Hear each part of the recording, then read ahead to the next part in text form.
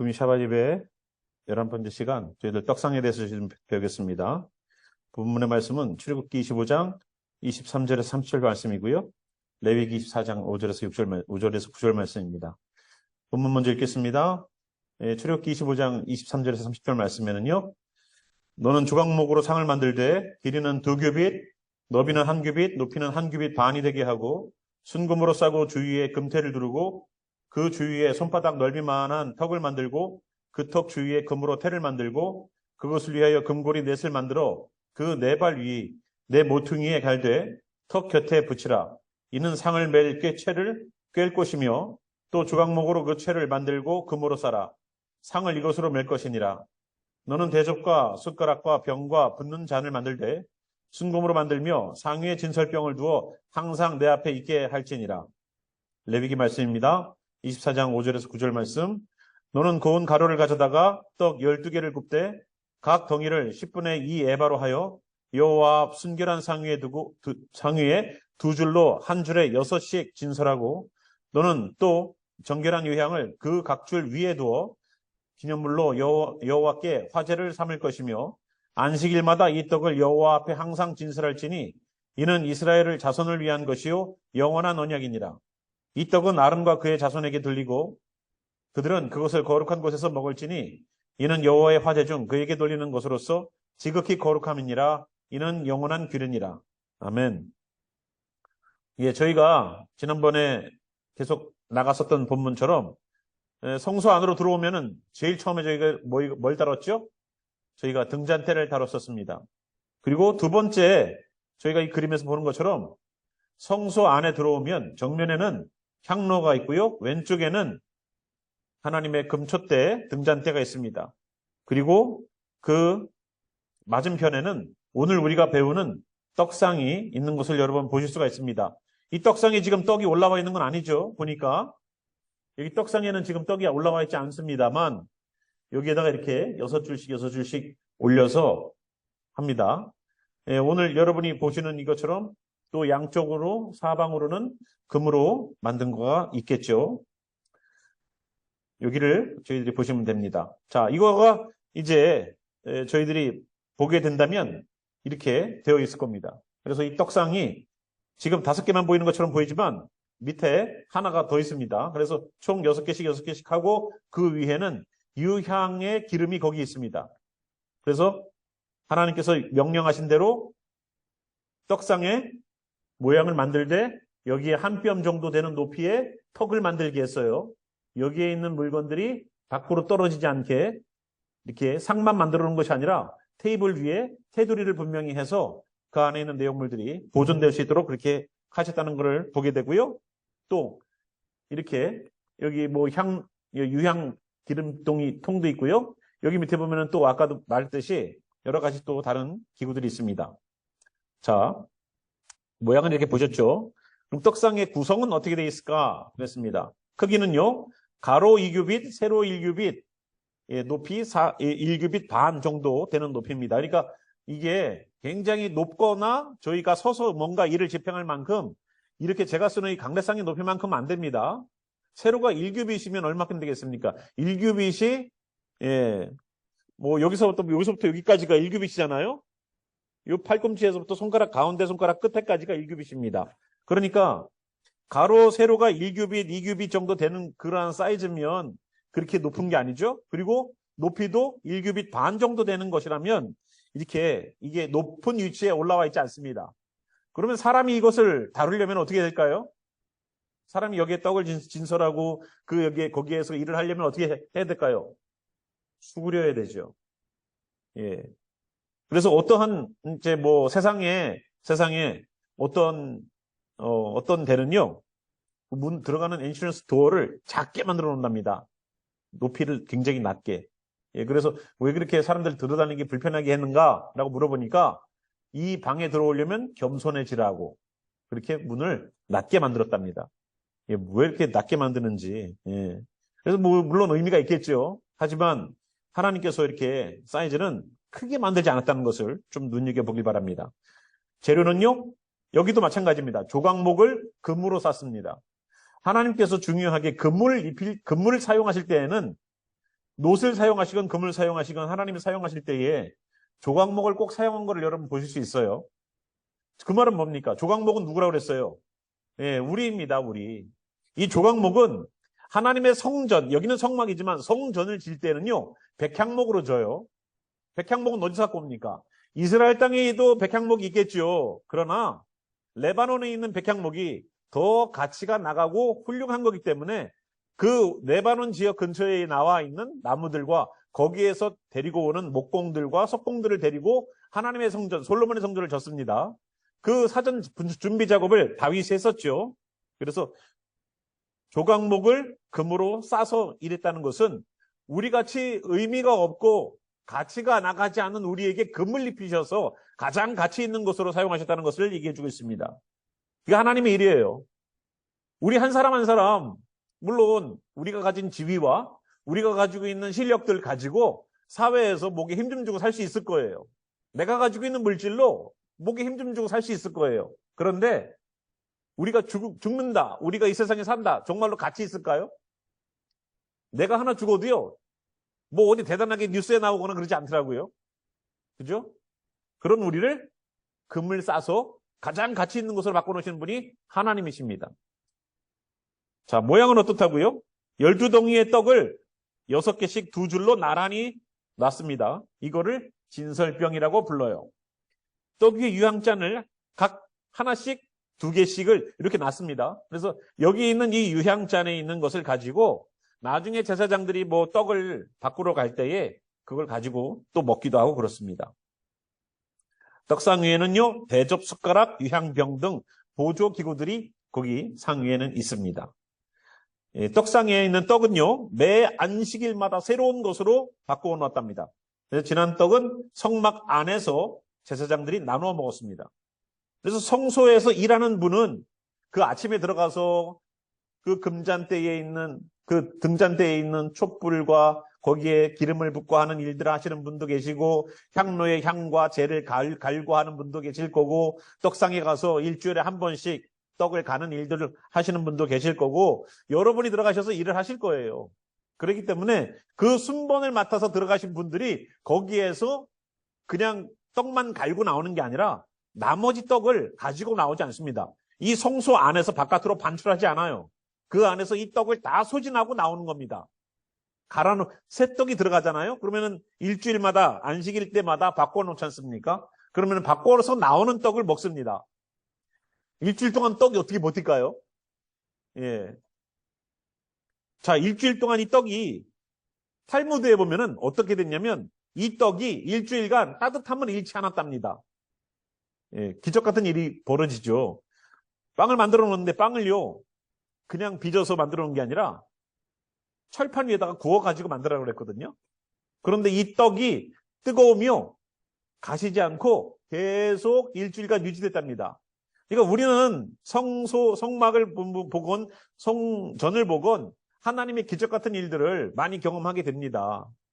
저희들 대속죄일 때 염소에게서 아사셀에게 보내는 염소를 보낼 때에 그 염소가 나갈 때에 그 붉은색 끈을 성전의 그 문고리에다가 매놓고 있다가 아사셀에게 우리의 죄를 전가시킨 그 염소가 나가서 죽게 되면 우리의 죄가 도말된 것으로 알 수 있는 그것이 성전의 문고리에 묶어놓은 붉은색 실이었습니다. 그래서 그 붉은색 실이 하얗게 되는 것을 보면서 우리의 죄를 하나님께서 용서하시면서 우리의 죄를 전가시킨 그 염소가 나가서 사단에게 가서 죽었구나, 먹이가 되었구나, 내 죄를 가지고 떠나가라라고 해서 가지고 갔구나라는 것을 알 수 있을 그런 기적을 경험했답니다. 그래서 성전에서도 놀라운 일들이 많이 일어났죠. 저희가 한우카가 언제부터죠? 시작됐나요? 한우카가 어제부터인가요? 오늘인가? 언제부터 시작됐을 거예요? 예? 오늘이에요?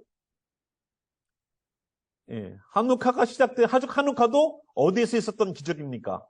예, 성전에서 있었던 기적이에요. 그래서 신구약 중간기를 보면 한우카가 왜 유래가 됐는지, 왜 메노라는 7촛대인데 거기에는 9촛대인지 저희가 배울 수 있습니다. 내년에 할 게 많죠, 우리가. 자, 그래서 떡상의 구성은 이렇게 되어 있고요. 이 떡상에 의미가 있을 겁니다. 우리가 항상 하나님이 만들어 놓으신 그 기명들에게는 의미들이 다 있어요. 첫 번째, 이 떡은 누구시다? 예수 그리스도이십니다. 요한복음 6장 47절에서 51절에 보니까 진실로 진실로 너희에게 이르노니 믿는 자는 영생을 가졌나니 내가 곧 뭐다? 생명의 떡이라는 거예요. 이제 우리 성경에도 좀 바꿔야 됩니다. 빵으로. 자, 예수님이 생명의 빵, 생명의 떡이라는 거예요. 너희 조상들은 광야에서 만나를 먹었어도 죽었거니와. 예, 여러분 그 만나가 어디서 내려왔습니까? 하늘에서 내려왔습니다. 이는 하늘에서 내려오는 떡이니 사람으로 하여금 먹고 죽지 아니하는 것이니라. 나는 하늘에서 내려온 살아있는 떡이니 사람이 이 떡을 먹으면 영생하리라. 내가 줄 떡은 곧 세상의 생명을 위한 내 살이니라 하시니라. 그죠? 그래서 예수님은 스스로를 생명의 떡, 생명의 빵이라고 말씀하시면서 그 떡상 위에 있는 그 떡들이 바로 예수 그리스도를 의미합니다. 그래서 예수 그리스도를 먹지 않으면 예수님도 십자가 지시기 전에 6월절 마지막 만찬하셨을 때에도 포도주를 먹이시면서 뭐라고 그러셨어요? 이것은 내 피요. 나를 기념하라. 그리고 빵 한 덩어리를 자르시면서 제자들에게 나누어 먹이시면서 뭐라고 그래요? 이것은 내 살이다. 내 살을 먹어라. 영생하게 되는 내 살이다. 라고 말씀하셨어요. 예수님이 식인종이어서 그런 얘기한 게 아닙니다. 예, 어떤 분은 그런 얘기를 하더라고요. 기독교는 아주 무자비한 종교다. 예, 예수님이 그 유대인들이 말하는 거랑 똑같아요. 예, 그런 얘기를 하더라고요. 기념하라는 거죠. 상징적인 것을 잊지 말라고. 평생. 언제? 평생. 이들의 주식은 우리가 먹는 밥이 아니라 빵입니다. 빵과 포도주는 유대인들이 날마다 하루에 3끼를 먹는다면 3끼 내내 먹는 것이 빵과 포도주예요. 예수님 잊지 말라는 뜻이거든요. 그런데 이 예수님께서 그런 얘기를 하시면서 나는 생명의 빵이다, 생명의 떡이다 라고 말씀하셨어요. 그리고 진설병에 있는 그 빵, 그 떡을 상징적으로 예수님께서 얘기하고 있다는 것을 우리가 좀 보길 바랍니다. 나중에 좀 더 이야기가 될 거예요. 두 번째는 이 떡은요, 말씀입니다. 요한복음 12장 49절에서 50절에 보니까 내가 내 자의로 말하는 것이 아니요 나를 보내신 아버지께서 내가 말할 것과 이를 것을 친히 명령하여 주셨나니 나는 그의 명령이 영생인 줄 아노라. 그러므로 내가 이르는 것은 내 아버지께서 내게 말씀하신 그대로니라 하시니라. 하나님의 말씀을 그대로 받아오셔서 우리에게 전달해 주신 분이 바로 예수님이에요. 그럼 예수님이 아니라 하나님이 부리시는 사자라고 말하는 메신저라고 말하는 천사들을 이용하시면 될 것 아닙니까? 라고 말할 수 있어요. 그러나 그 전달만이 목적인가요? 아니에요. 전달만이 목적이 아니라 그 말씀을 지키는 자에게 주실 수 있는 영생까지도 주시려고 하는 것이 바로 하나님이 예수님을 통하여서 우리들에게 주신 목적입니다. 그래서 나는 그의 명령이 무엇인 줄 안다? 영생인 줄 안대요. 그럼 이 명령이 뭡니까? 하나님의 말씀 아니에요? 하나님께서 예수님을 통하여 하신 말씀을 우리가 지키는 그것이 영생이에요. 영생. 우리 기독교인들이 영생이 뭐라고 생각하십니까? 예수님 믿는 거요. 라고 얘기를 해요. 예수님 믿고 구원받는 게 영생이죠. 맞아요. 맞는데 좀 더 정확하게 말하자면 뭐라 그럴까요? 말씀을 이루어가는 것. 주님께서 명령하신 것을 내가 이루겠습니다. 주님, 너희들 이렇게 하지 마. 그러면 제가 그걸 이루겠습니다. 그게 영생을 이루는 거라고요. 좀 더 명확하게 우리가 영생을 이루는 방법을 좀 배웠으면 좋겠어요. 예수님 믿습니다. 그래놓고 내 삶은 예수님과 말씀을 이루는 것과는 동떨어진 삶을 살고 있다면 어떻게 될까요? 나는 너 모른다라는 얘기를 들을 수도 있어요. 그리고 하나님의 말씀이 명령으로 들리는 사람만이 영생할 수 있어요. 우리가 설교를 들을 때에 많은 분들이 그렇게 합니다. 목사님의 설교죠. 하나님의 말씀을 가지고 목사님께서 주의 종이 되어서 말씀하시죠. 그래도 정말로 저분들이 주님의 종의 메시지를 듣고 있을까? 라는 어떤 때는 물음표를 갖게 되는 경우들도 많이 있어요. 그냥 목사님 설교로만 듣는 경우들이 많이 있어요. 주님의 종입니다라고 말을 하고 하나님의 메시지입니다라고 말을 하는데 그러면 그 말씀대로 우리가 살겠습니다라는 각오와 헌신과 결단이 나와야 되는데 그렇지 않은 경우들이 너무나도 많은 것 같아요. 안타깝죠. 말로는 주님의 종이요. 말로는 하나님의 메시지요. 라고 말을 하는데 전하는 분이나 받는 분이나 동일하게 그냥 그거는 목사님 설교였어. 라고 그렇게 넘어가 버리니까 그게 너무 안타깝죠. 왜? 정말로 은혜 받은 분은 어떻게 들을까요? 그 말씀이? 은혜 받은 분의 말씀을, 여러분 은혜 받아 보셔서 알잖아요. 은혜 받을 때는요, 그 말씀이 목사님 설교로 들리지 않고요, 하나님이 나에게 하시는 메시지로 들리기 시작해요. 명령으로 들리기 시작해요. 얘야 그렇게 살면 되겠니라는 명령과 주님께서 당부하시고 주님께서 말씀하시는 것으로 들리기 시작해요. 그게 정말로 은혜 받았다는 거예요. 정말로 여러분 그게 복 받은 거예요. 그게 은혜 받은 거예요. 주님 오늘도 나에게 말씀하시는 그 내용, 아니 목사님을 통해서 말씀하시는데 어떻게 하나님이 나에게 말씀하시는 것 같아요? 하나님 내 속에 내 죄가 드러나네요. 주님 내가 이 말씀대로 살겠습니다라고 각오하고 결단하게 되는 것. 역시 주님의 말씀은 명령이었다는 것이 내게서 자동적으로 움직이고 경험되는 것이 느껴져요. 그래서 은혜 받은 사람은 어떻게 돼요? 하나님의 말씀이 명령으로 들리기 시작해요. 뭐해? 이렇게 들린다는 게 아니에요. 나에게 주시는 나를 살리려고 하는 메시지. 명령의 메시지. 그렇게 하면 안 돼! 하고 주님께서 경고 주시는 메시지로 들린답니다. 그래서 이 떡은 양식된 말씀을 뜻해요. 그래서 예수님도 시험에 마귀에게 시험 받으실 때 어떻게 했습니까? 돌덩어리 갖다 떡덩어리 만들어 먹으라고 예수님의 능력을 사용하라고 사단이 유혹했을 때 어떻게 됐어요? 사람이 떡으로만 사는 게 아니야. 밥만 먹고 사는 게 아니야. 기독교인이라고 교회만 가고 신규 밥 많이 먹고 온다고 신앙이 잘하는 게 아니야. 하나님의 입으로 나오는 말씀으로 살아야 된다는 구약의 말씀을 인용하셨어요. 그래서 사람을 살리는 것은 뭐다? 말씀이다. 육신이 빵을 먹고 건강해지는 것처럼 영적인 것은 말씀을 먹어야지 양식이 되어서 살아나갈 수 있는 겁니다. 그래서 우리가 영적으로 사는 사람이냐 아니냐, 저 사람이 예수님을 믿는 사람이냐 아니냐를 보려면 뭐를 봐야 될까요? 살아있는 태도를 보이느냐를 보면 알아요. 자, 우리가 영적으로 살아있다면 뭐를 해야 될까요?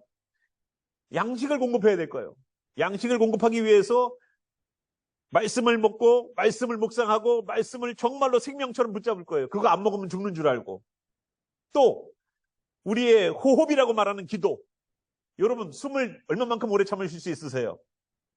1분 넘게 1분 정도 참으면 많이 참는 거죠. 우리가 24시간을 쓰는데 1분 정도만 숨을 안 쉬어도 진짜 누가 나를 죽이려고 하는 것처럼 아주 바등바등 거릴 거예요. 살려달라고.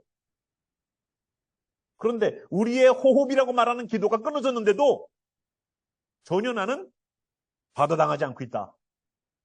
그러면 내가 살아서 생명력인 예수님의 생명을 나눠 가진 생명으로 거듭난, 하늘로부터 인침받은 거듭난 중생한 니고데모에게 예수님이 말씀하신 것처럼 성령으로 잉태한 그 사람, 정말로 그럴까요?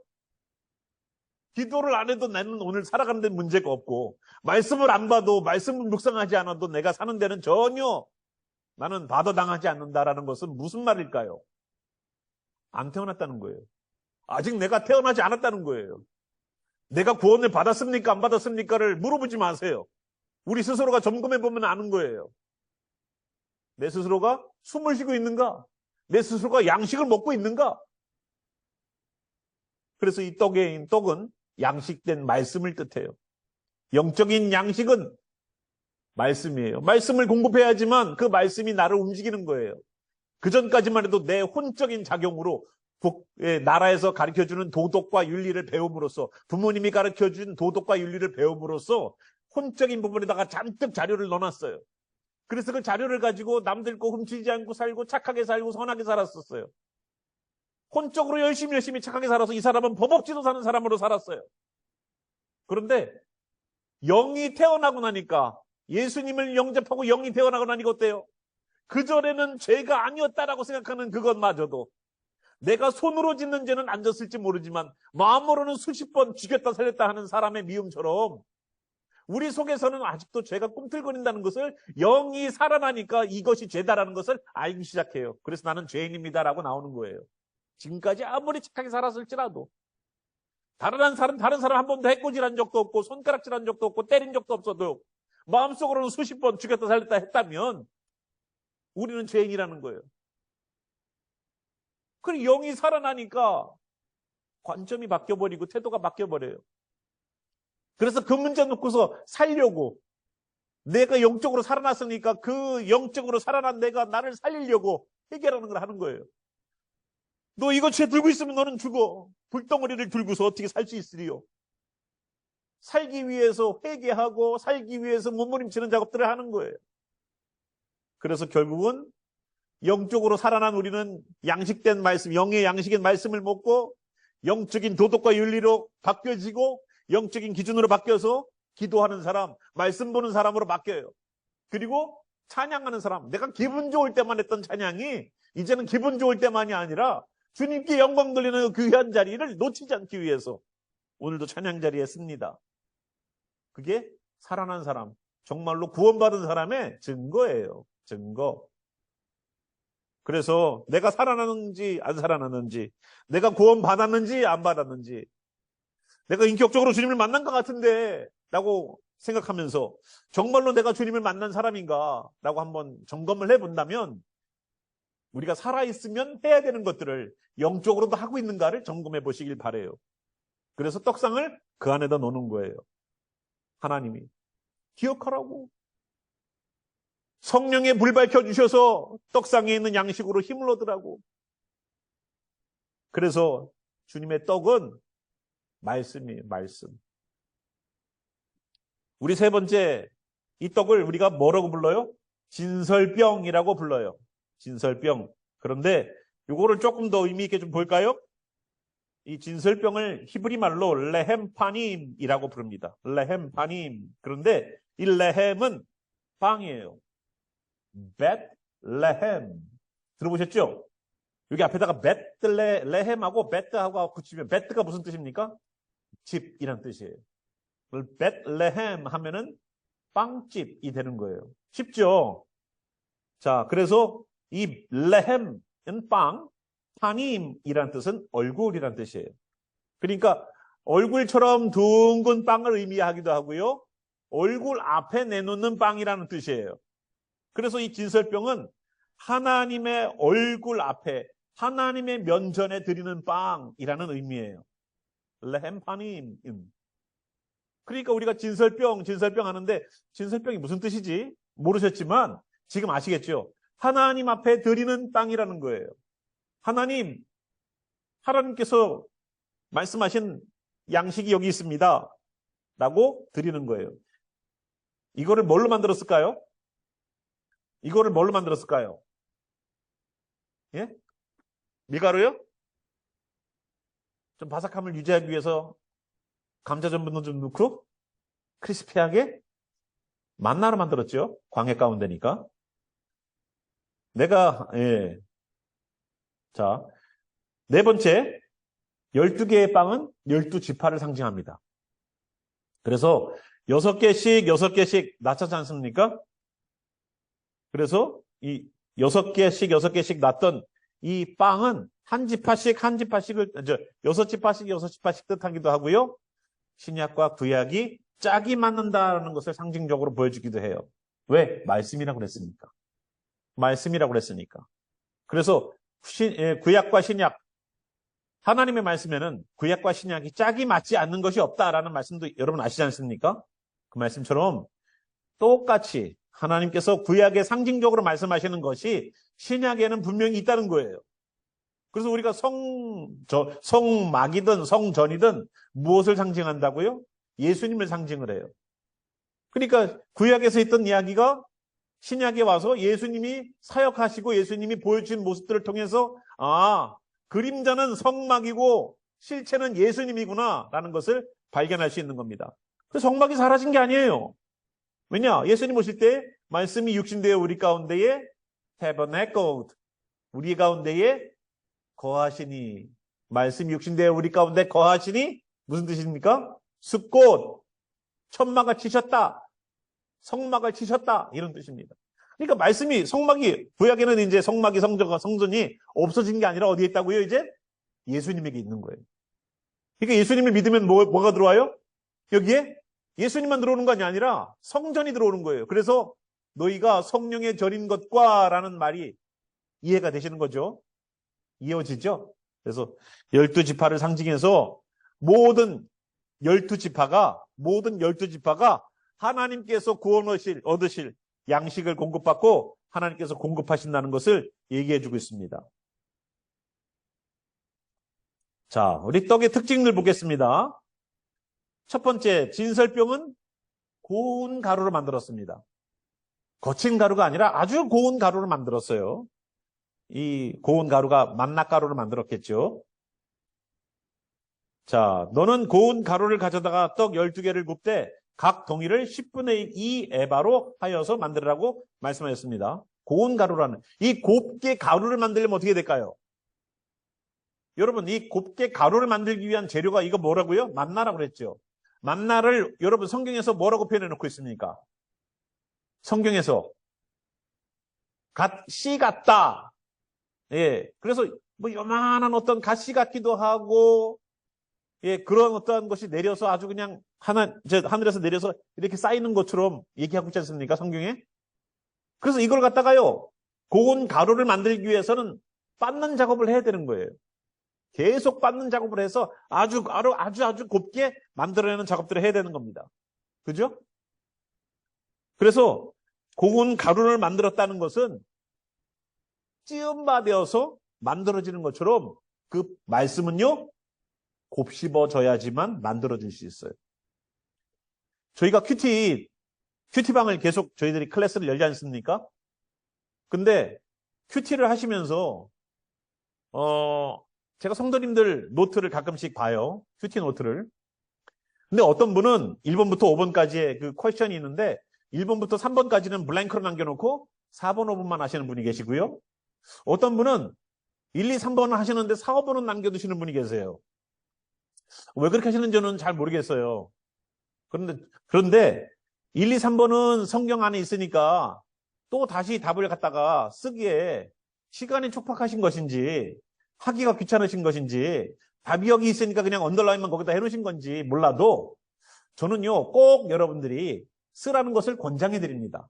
왜냐면요, 여기 본문에 분명히 해답이 나와 있는데 내가 한 번 더 그 말들을 정리해서 적어서 내 것으로 한 번 더 묵상하면은요, 내 것이 될 확률이 더 깊어져요. 알고 있는 거 그냥 언더라인, 이 말씀이 정답이야, 이 말씀이 답이야라고 옆에 레퍼런스 말씀을 언더라인만 하면은요, 여러분의 것이 되기가 힘들어요.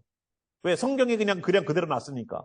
그러나 그걸 성경에서 빼가지고 내가 다시 옆에다가 똑같이 적더라도 그 답을 다시 적으면 어떤 일이 발생할까요? 다시 내가 올가나이즈가 되는 거예요. 예. 그래서 그것을 고운 가루를 만드는 작업들을 여러분 하시기 바랍니다. 4번, 5번을 남겨놓으시는 분들도 마찬가지예요.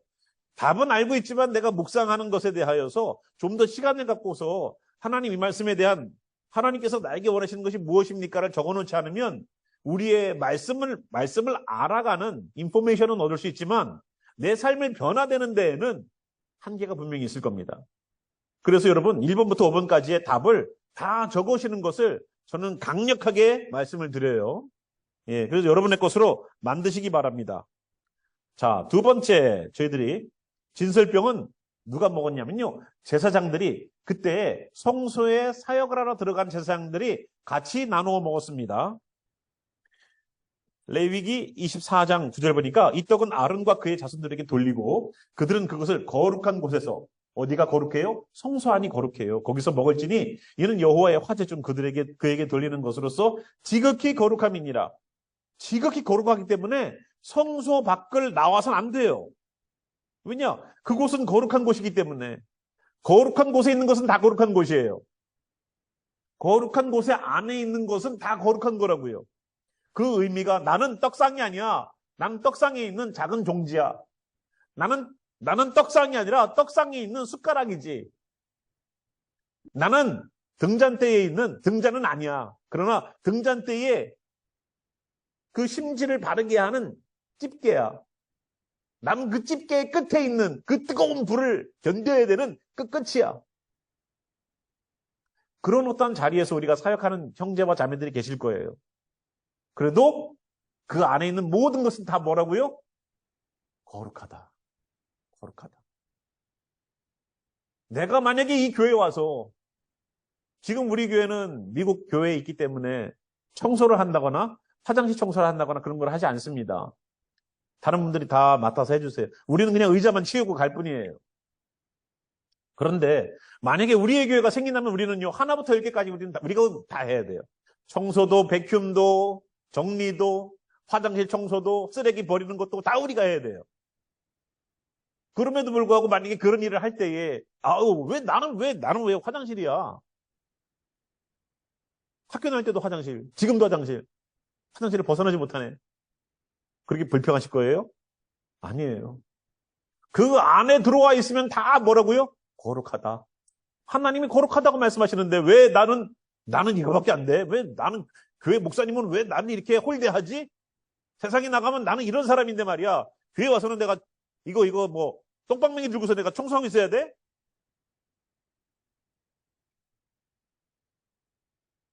하나님 안에서 우리는 내가 거룩한 존재로서 하나님의 일들을 감당한다는 것을 결코 잊어버리면 안 됩니다.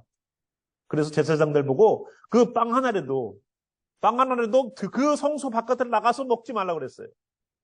하나님께 드렸던 거기 때문에 너무나도 소중하기 때문에 그 안에서 먹으라는 거예요. 그래서 그들이 거기에서 다 먹습니다. 어떻게 보면은 좀 아침을 좀 많이 먹고 와서 좀 빵 먹기가 좀 부담스러운데 뭐 여러 가지 이유가 있을 수 있지만 그 안에서 다 소진돼 갖고 나와야 되는 겁니다. 그래서 제사장들이 하나님께 드렸던 것을 나눠 먹었어요. 세 번째, 진설병은 늘 떡상 위에 차려져 있어야 합니다. 여러분, 1년 365일 올라가 있어야 됩니다. 여러분, 성수의 꽃 중에 365일 가운데 꺼져도 되고 없어도 되는 게 있을까요?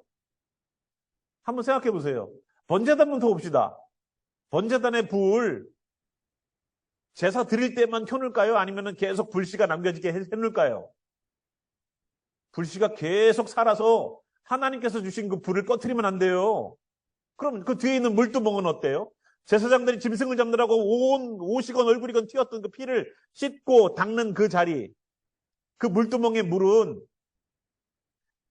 그냥 한 번 쓰고서 버리고 다음에 물 길어올 때까지 비어있는 그릇으로 그냥 남겨놓는 건가요? 아니요. 항상 그 물두멍의 물은 채워져 있어야 돼요. 자, 또 성소 안으로 들어왔어요. 등잔대가 왼쪽에 보입니다. 그 등잔대에 있는 그 불은 좀 이렇게 기름도 얼마 없고 그러면은 좀 에너지 세이빙 차원에서 좀 몇 개 꺼놓을까요, 불을? 7개나 뭐 켜놓을 게 있어. 뭐 거기에서 우리가 할 게 있나? 일 안 할 때는 하나만 켜놓고 뭐 2개만 켜놓고 좀 에너지 세이빙 해야지. 해요? 그 불을 오늘은 좀 기름이 좀 모자라네 좀. 끄고 기름 올 때까지 좀 기다립시다 해요? 아니에요. 한 번도 불을 끄지 말아요. 물론 기름이 없어서 꺼지는 불들을 그 가운데에 있는 것은 꺼지지 않았답니다. 그래서 거기서 다시 또 옮겨 붙이는 거예요. 그리고 그 불의 심지에 똥을 제거할 때에는 불이 꺼지죠. 그러면 그때 그 그을음들을 제거하고 나서 다시 불을 갖다가 붙여요. 그러면 떡상에 있는 떡은 하나님께서 얘들아 빵 구워질 때까지 좀 기다려라. 제사장들이 먼저 먹어버렸네? 가능합니까? 아니에요. 향로에 향 피우는 거? 하나님께서 1년 365일 가운데 향 피우는 거 오늘은 아로마 향으로 켜주세요. 다음 주에는 뭐로 켜주세요. 종류 바꿔가면서 하기 위해서 향로에 향이 꺼진 적이 있습니까? 없어요. 하나님의 성소에 들어와서 하나님의 성막에서 기능이 정지되거나 멈추는 게 있습니까? 없습니다. 우리의 죄를 회개했던 번제단의 그 회개함도 우리의 죄를 씻어주셨던 예수님의 그 씻기심도 한 번이라도 멈춘 적이 있습니까? 없습니다. 성령님께서 조명하여 주시는 것도 떡상이라고 말하는 그 말씀을 먹는 것도 그리고 하나님께 올려드린다고 말하는 우리의 행실을 담아놓은 것 같은 기도도 멈추면 안 됩니다. 멈추면 안 돼요. 그게 성막이고 성전이에요. 내가 하나님의 성령의 전이다라고 말하면 여러분 이런 기능들을 멈추게 하면 안 돼요. 어제 회개했는데 뭘 또 오늘 또 회개해. 그 교회는 참 이상해. 맨날 회개하라고 그러고 맨날 기도하라고 그러고 말이야.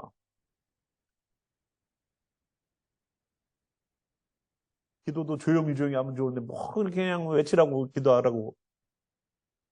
조용히 기도해봤어요 저도. 그랬더니 잡생각이 들어오더라고요. 그래서 집중적으로 외치고 기도해 봤어요. 훨씬 덜 들어오더라고요.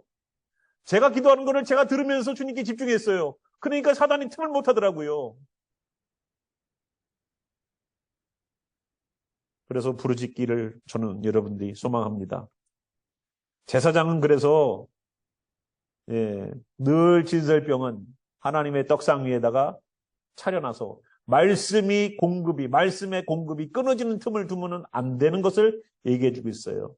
출애굽기 25장 30절에 상위에 진설병을 두어 항상 내 앞에 있게 할지니라.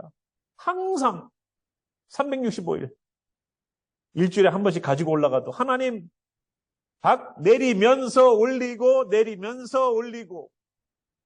비어있는 틈을 주지 않아. 네 번째, 진설병은 기름과 함께 반죽하고 기름과 함께 두었다가 기름과 함께 먹었습니다. 레위기 2장 5절 보니까 철판에 붙인 거래요. 철판에 붙였어요, 빵을. 이제 이 빵을. 그래서 소재의 예물을 드리려거든 고운 가루에 누룩을 넣지 말고 무교병입니다. 그래서 빵이 딱딱해요. 저희들 성만찬할 때 제가 집에서 누룩이 안 들어간 순수 밀가루만을 가지고서 그거를 이렇게 기름 하나도 두르지 않고 제가 둘러갖고 온 거거든요. 여러분 그거 드실 때 말랑말랑해요? 카스테라 같이 부드러워요? 아니죠. 딱딱하죠? 억세죠? 네, 어떤 분들은 그 와중에도 고르시더라고요. 어떤 분은 큰 거를 고르시려고 이렇게 고르시는지. 어떤 분은 끝나고서 목사님 맛있어요. 더 해주세요. 그러는데, 참, 여러 반응들이 있습니다. 자, 그런데 이 곱게 가루를 낸 이것을 기름을 넣어서 반죽을 하고요. 기름과 함께 두었죠. 왜냐하면 그 떡을 만들어 놓고 그 위에 유향 그릇을 2개를 한 롤에 하나씩 해갖고 위에다 놨지 않습니까? 그리고 거기에 있는 기름과 함께 그 빵을 거기다 찍어갖고 먹었어요. 자, 기름은 뭘까요? 그러면 기름은 성령님께서 사람을 인정하실 때에 뭘 하세요? 왕과 제사장과 메시아에게 무엇을 붓지요?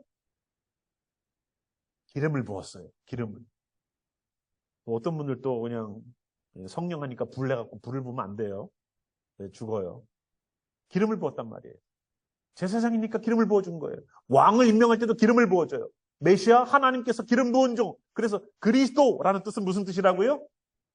기름 부은 종이란 뜻이에요. 그러니까 예수님은 히브리어로는 메시아, 헬라어로는 그리스도 똑같은 뜻이에요. 메시아, 기름 부은 자. 그리스도, 기름 부은 자. 랭귀지가 다를 뿐이에요. 그래서 예수님을 하나님께서 메시아, 기름 부은 자로 세우셨단 말이에요. 이 땅을 구원할 기름 부은 자. 하나님 인정하시는 사람. 그래서 기름을 넣어서 반죽을 하고 기름과 함께 두었다가 기름과 함께 먹어요. 그러면 뭐예요? 성령의 그 기름 부으심으로 말씀이 먹여져야 된다는 뜻이에요.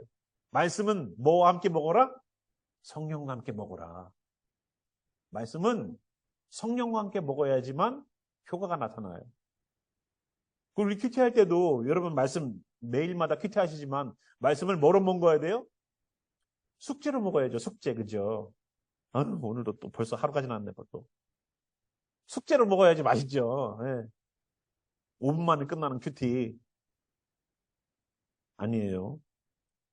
자, 여기에 대해서 한번 디모데후서에 있는 말씀을 한번 볼게요. 디모데후서 3장 15절에서 17절에 보니까 또 어려서부터 성경을 알았나니 성경은 능히 너로 하여금 그리스도 예수 안에 있는 믿음으로 말미암아 구원에 이르는 지혜가 있게 하느니라. 성경이 뭘 한다고요? 구원에 이르게 한대요. 성경이. 그러니까 구원에 이르려면 성경을 열심히 읽어야 돼요. 성경을 모르고서 구원을 얻을 사람은 없어요. 그러나 성경을 많이 안다고 해서 구원 받을 수 있는 건 아니지만 성경을 몰라서 구원을 받을 사람은 없어요. 모든 성경은요, 하나님의 감동, 기름 부으심으로 됐대요. 성령으로 됐대요. 교훈과 책망과 바르게 함과 의로 교육하기에 유익합니다. 이는 하나님의 사람으로 온전하게 하고요, 모든 선한 일을 행할 능력을 갖추게 하기 위해서 성경이 주어진 거예요. 성경은 뭐라고요? 성경은 하나님의 감동, 하나님의 영으로 됐다는 거예요. 그러니까 우리가 떡은 말씀이다라고 말을 하는데 이 말씀인 떡을 만들기 위해서는 가루와 함께 뭐가 섞여야 된다? 성령의 기름 부으심이 섞여야 된다는 거예요. 그런 것처럼 여러분 주일날 오셔서 예배를 드리시거나 오늘도 마찬가지지만 말씀을 배우러 오시거나 말씀을 들으러 오시거나 말씀에 구하심을 있는 그 자리가 말씀만 구해서는 안 된다는 겁니다. 뭐를 구해야 될까요? 성령님을 구하셔야 돼요. 성령님. 왜? 이 말씀은 하나님의 감동으로 된 것이기에. 이 말씀 자체가 하나님의 감동으로 만들어진 거래요. 그러니까 성경을 읽는 사람들은 동일하게 하나님의 역사를 경험하고 싶으면 뭐가 있어야 되냐면 하나님의 감동하심이 있어야 돼요.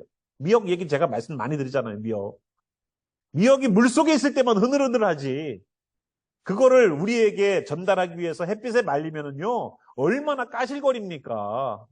어떤 분은 그거 똑똑 잘라가지고 맛있다고 먹다가 나중에 보니까 그 봉지 안에 있는 그 미역이 한 6불, 7불 하는 그 미역이 한 봉지가 몇 인분인지 아세요? 50인분이에요. 50인분. 그거 뭐 하다가 옆에서 똑똑똑똑 끊어가지고 맛있다고 먹다가 그게 배에서 불어가지고 병원 가가지고 이거 빼내는 작업을 했대요. 어떤 분이. 의사가 너무 무서웠대요. 그때. 계속 미역이 나와서. 생각을 해보세요. 50인분을 먹고서 배가 너무 아파가지고 배에서 불어가지고 액체만 닿으면 미역이 예전에 바닷속에서 흐느흐느 했던 것처럼 다시 부피가 늘어나고 부드러워져요.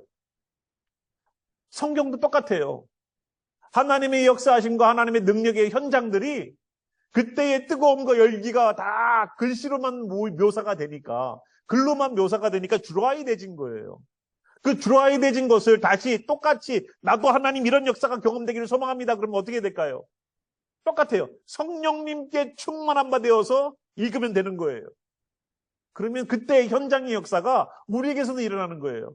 아유, 하나님, 예수님께서 역사하셨고 하나님도 역사하셨던 그 놀라운 기적과 이적들이 성경에 있는데 왜 요즘은 안 일어나요? 안 일어나는 이유가 뭘까요?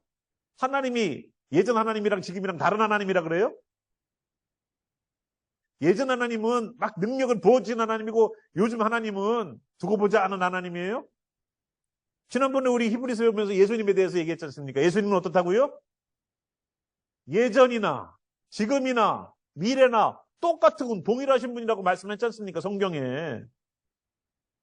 그러면 구약에서 역사하셨고 신약에서 예수님이 안진뱅이도 장님도 중풍병자도 혈루병자도 죽은 자도 살렸던 예수님의 능력이 우리에게서는 안 일어날까요?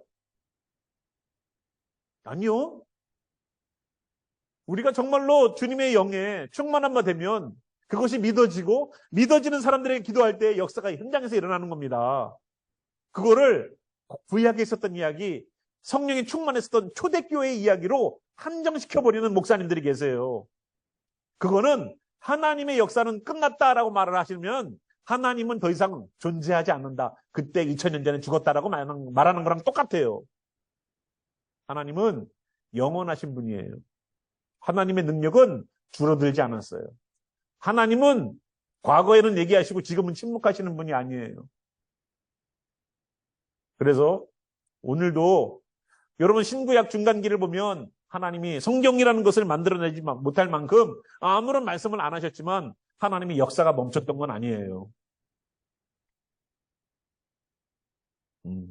그래서 우리가 지금 이 순간도 하나님을 역사하실 수 있다 없다? 있다. 기름과 함께 먹었다는 것을 여러분 유념하시면서 말씀은 하나님의 감동으로 저어졌는데 하나님의 감동으로 쓰여졌는데 주님 나도 그때의 감동과 그때의 역사들을 일으키기를 소망합니다. 경험하기를 소망합니다. 그러면 우리도 하나님의 영으로 나에게 감동시켜 주시옵소서라고 매달리세요. 고레스 왕도 하나님을 안 믿었지만 하나님의 영이 그 사람에게 감동시키니까 하나님이 그의 마음을 감동시키니까 말씀을 이루는 일들을 하지 않습니까?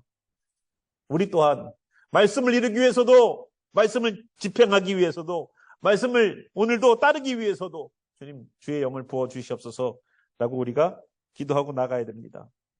그게 우리 떡상의 특징이에요. 다섯 번째, 진설병은요, 등대 앞에서 먹었어요. 아까도 우리가 봤지만 이 등대, 자, 레위기 24장 9절입니다. 이 떡은 아론과 그의 자손에게 돌리고 그들은 그것을 거룩한 곳에서 먹을지니 이는 여호와의 화제 중 그에게 돌리는 것으로서 지극히 거룩함이니라. 이는 영원한 규례니라. 우리가 성소에 있는 등잔대를 뭐라고 불렀습니까? 물론 예수 그리스도의 빛 대신 예수 그리스도를 말하기도 하지만 성령님의 조명하심이라고도 얘기했죠. 그래서 이 진설병은요, 조명하심 속에서 먹어야 돼요. 즉, 말씀을 읽어도요, 그냥 이해시키려고 보는 말씀이 아니라 성령님의 감동을 주시는 걸 통해서 영적인 깨달음을 얻어야 된다는 뜻이에요. 성령께서 깨닫게 하셔야 돼요. 성령님께서 깨닫게 하지 않으시면 이론적으로, 상식적으로 여러분이 책을 읽고 이해하는 것처럼만 이해할 수 있어요. 그런데 성령의 사람이 되면 어떻게 바뀌냐? 이해가 되는 말씀이 뭐로 바뀌냐면 주님께서 나에게 주시는 특별한 메시지와 함께 너에게 원하는, 우리에게 원하는, 읽는 자에게 원하시는 하나님의 뜻을 발견할 수가 있어요. 그러니까 성경에 있는 말씀들은 성경에 있는 말씀대로 이해되지만 그 말씀을 통해서 하나님은 저희에게 요구하시는 것이 있단 말이에요. 요구하시는 것. 이렇게 해라, 저렇게 해라 라고. 그래서 하나님께서 우리들에게 성령의 조명하심 통하여서 깨달은 그 영적인 말씀이 우리가 어떻게 살아가야 될지에 대한 적용점에 대한 이야기까지도 하나님께서 이끌어 가세요. 그게 등대 앞에서 먹는다는 거예요. 큐티 1, 2, 3번 내가 갖고 있는 내 머리로 성경을 이해하는 것에는 문제가 없어요. 이해가 안 되면 더 쉬운 성경을 보고서라도 아니면 그 옆에 있는 영어 말씀을 통해서라도 이해할 수 있습니다. 그런데 4, 5번을 하려면 주님 나에게 무엇을 원하십니까? 내가 어떻게 살아가야 될까요? 라는 것을 하나님께 물어봐야 돼요. 그죠? 내가 앞으로 이 말씀만 가지고 내가 이렇게 살겠어. 내가 하는 각오가 아니라 하나님 내가 이 말씀을 가지고 내가 어떻게 살아야 될까 한번 물어보세요. 한번. 하나님 이 말씀과 내가 어떻게 살아야 돼요? 내가 이해되는 말씀은 이 말씀인데 나에게 고쳐야 될 것, 내가 바뀌어야 될 것이 무엇입니까? 주님 가르쳐 주시옵소서. 그래야지 뭔가 바뀌어나갈 게 있는 건 아니겠어요? 맨날 내가 각오해. 내가 결단하고. 그러니까 내 결단과 각오가 그 다음날을 못 넘어가더라고요. 맨날 각오와 결단이 수십 개가 나와, 일주일에도. 그건 어떻게 지키게 해요, 그거를. 주님이 나에게 원하시는 바뀌어야 될 부분이 딱 있는데 그 부분을 바꿔나가야 되는데. 그래서 등대 앞에서 먹었다는 것을 여러분 생각해 보십시오. 여섯 번째, 진설병은요, 번철에 구운 떡이다, 빵이다 이거예요. 번철은 여러분 쇠판 있잖아요. 넓은 판. 거기에다가 구웠다는 거예요.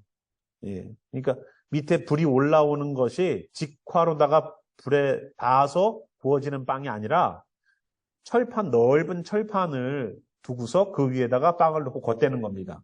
그러니까 직접 불이 닿지는 않지만 그래도 뜨겁겠죠. 레위기 2장 5절에 보니까 철판에 붙인 것으로 소재의 예물을 드리려거든 고운 가루에 누룩을 넣지 말고 기름을 섞어서 하라고 그랬습니다. 그러니까 여러분 호떡집 보면은 기름이 잔뜩 먹으면 그 큰 철판에다가 호떡을 만들어서 누르고 호떡을 만들어서 누르고 이렇게 만들어가지고 하죠. 그런 것처럼 그런 넓은 판에다가 했다는 거예요. 그래서 밀가루에다가 기름을 섞었기 때문에 그 만나에다가 기름을 섞었고 기름을 가지고서 이제 구웠기 때문에 뭐 대단하게 뭐 그냥 타거나 그러진 않겠죠. 예, 어쨌거나 그것을 번철에다가 구웠다는 겁니다. 즉 불에 의해서 구워진 빵이에요. 찐빵이 아니에요. 그럼 불은 뭡니까? 연단이에요, 연단. 말씀을 가지고 사는 것은 쉬운 게 아니에요. 우리에게 뭐가 필요할까요? 훈련이 필요하고 불같은 연단이 필요할 겁니다. 말씀을 지키는 거는, 말씀을 따라가는 거는, 말씀을 이루는 거는 쉬운 일이 아니에요. 여러분들도 해보셔서 알지만 우리의 힘으로는 힘들어요. 자, 7번째. 진설병은 누룩을 넣지 않았다. 누룩을 넣어서 만들지 않았죠? 레위기 2장 5절에도 누룩을 넣지 말라고 나오고 있습니다. 누룩은 뭘까요? 세상의 사상. 하나님 이외의 것이 들어가는 것이 바로 누룩을 섞은 거예요. 그래서 하나님께 드리려는 그러한 제물들은 무교병을 씁니다. 무교병. 그죠? 그게 누룩을 넣지 않은 빵을 무교병이라고 불러요. 저희가 성만찬 때 쓰는 그것도 누룩을 넣지 않고 딱딱한 그것을 여러분 드시지 않습니까? 그거예요. 거칠어요. 먹기 불편해요. 하지만 그것을 통해서 누룩을 넣지 않는, 세상 풍조와 세상 마음을 넣지 않는, 정말로 순수하게 하나님만을 사랑하는 그 말씀만을 가지고 나아가는 것을 우리는 알길 바랍니다. 8번째, 떡상 위의 떡은 안식일마다 새 것을 갈아 놓았다. 레위기 24장 8절에 보니까 안식일마다 이 떡을 여호와 앞에 항상 진설할지니 이는 이스라엘 자손을 위한 것이요 영원한 언약이니라 라고 말씀하고 있습니다. 안식일마다 7일마다 한 번씩 올라가는 거예요. 7일마다 한 번씩. 방부제도 넣지 않았을 텐데 그 뜨거운 광야에서, 그리고 여기 성소는 어때요? 천막을 4겹을 해서 4겹을 해놓은 데예요. 창문이 없어요. 공기가 환기가 될 수 있는 환경은 아니에요. 굉장히 어떻게 보면 찜통 같을 수도 있어요. 거기다가 환하게 촛대까지 켜놨어요. 그런데도 그 빵이 변질되지 않았다는 것. 놀라운 일이죠. 자, 왜 떡을 안식일마다 바꾸라고 그랬을까? 여러분, 안식일이 뭡니까? 이스라엘 사람들이 나중 되면 안식일날 뭐를 합니까? 지금도 안식일날 되면 금요일날 해가 떨어지는 그 순간부터 그 다음날 해가 지는 때까지 하루예요. 우리의 시간 개념이랑은 다르죠. 그래서 금요일 저녁부터 저희가 지금 예배드리는 이 순간부터 안식일이에요. 그래서 회당에 가서 말씀을 배우고 하나님 앞에 가서 예배드립니다. 만약에 금요일날 저녁에 못 오시는 분은 토요일날 오전 예배를 참석하시는 거예요. 회당에서. 이해되시죠? 그래서 이거는 만약에 우리 주일로 바꿔보자고요. 그럼 주일날 여러분 오셔서 하시는 것이 뭡니까? 예배라는 거죠. 예배 때 우리가 말씀을 함께 나누죠? 새 말씀을 갈아 끼는 거예요. 그래서 주일날 오셔가지고 여러분들이 새로운 말씀을 받아서 살고 가시는 거는 굉장히 중요한 거예요. 저에게도 중요해요. 목회자로서. 왜냐면은 새로운 빵을 드려야 되거든요. 새로운 빵, 양식이 될 만한, 힘을 얻을 만한 이 말씀 붙잡고 살아야 될 말씀들을 드려야 되거든요. 그래서 목회자에게는 책임이 굉장히 따르는 거예요. 너 왜 말씀 헛소리 하다가 왔니? 성도들 네가 설교할 때 다 잤어야. 천국 가니까 목사님은 개털모자, 택시기사는 면류관. 그래서 목사님이 질문했대요. 하나님, 저는 평생 동안 주님의 일을 했는데 왜 저는 개털모자고 저 사람은 면류관입니까? 예, 너는 설교할 때마다 성도들이 잤잖니. 근데 이 택시기사는 너무 빨리 운전해서 사람들이 뒤에서 기도했단다. 그러더래요. 예. 정말로 안식일 날 오셔서 새 말씀을 받아가세요. 목사님 지난주 설교 은혜 받았어요. 이번 주 설교는 좀 그렇네요. 그래도 이번 거로 갈아 놓으세요. 하나님은 지난번에 쿠킹이 더 잘 됐네. 지난주 빵이 더 맛있게 됐어. 진설병이. 이번 주에는 누가 당번이었어? 돌아갈 거 아니에요. 제사장들이 순번을 정해놓고 바뀔 거 아니에요. 물론 디렉션을 주겠죠. 하지만 똑같은 재료를 줘도 주방장에 따라서 음식의 맛이 달라지는 것처럼 똑같은 사이즈도 아닐 것이고, 물론 비슷하게 규격화된 어떤 사이즈가 있을 겁니다. 아주 잘 교육받아가지고 누가 만들어내도 똑같이 마치 기계로 찍어낸 것처럼 똑같을 수도 있을 거예요. 그러나 사람이 일일이 만드는 거기 때문에 약간의 모양의 차이, 사이즈의 차이가 약간씩은 틀릴 거예요. 굽기의 감도도 틀릴 수도 있어요. 누구는 조금 더 태우고 누구는 조금 덜 태울 수도 있어요. 그렇지만 새거로 갈아 놓았다는 걸 여러분 아시고, 지난주 말씀 은혜 받았다고 그것만 붙잡고 계시지 마시고 이번 주에 말씀 나왔으면 새로운 말씀으로 먹기를 소망합니다 하고 이 자리에 와서 함께 예배 가운데에 새 것을 갈아 놓는 그러한 귀한 역사가 일어나길 바랍니다. 저 또한 여러분들에게 새 말씀으로 공급하기 위해서 똑같은 본문을 만약에 한다고 해도 같은 말씀 안 먹이려고 하고 있어요. 예. 자, 떡상에 대한 운반 저희들 함께 보겠습니다. 말씀은요, 민수기 4장 7절에서 8절에 나옵니다.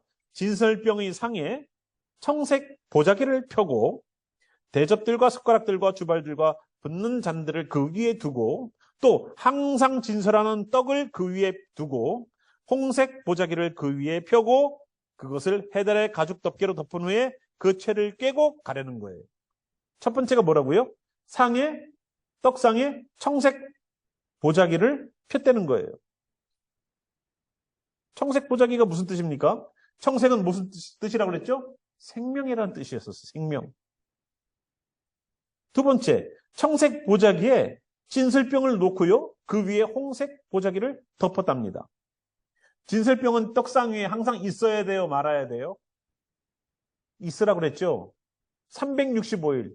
떡상에서 떡이 내려오는 적이 없어요. 가를 때에도 하나 내리고 하나 올리고 하나 내리고 하나 올리고지 둘 다 내리고 둘 다 올리고가 아니에요. 항상 있게 하라고 그랬으니까. 이해되시죠? 그렇기 때문에 운반을 할 때에도 떡이 있어야 돼요? 말아야 돼요? 있어야 돼요. 그래서 생명의 보자기 위에 생명의 말씀이 있고 그 위에 예수의 보혈이 덮어져요. 그리고 마지막으로 거기에 해달의 가죽 덮개를 덮어놓습니다. 젖지 말라고.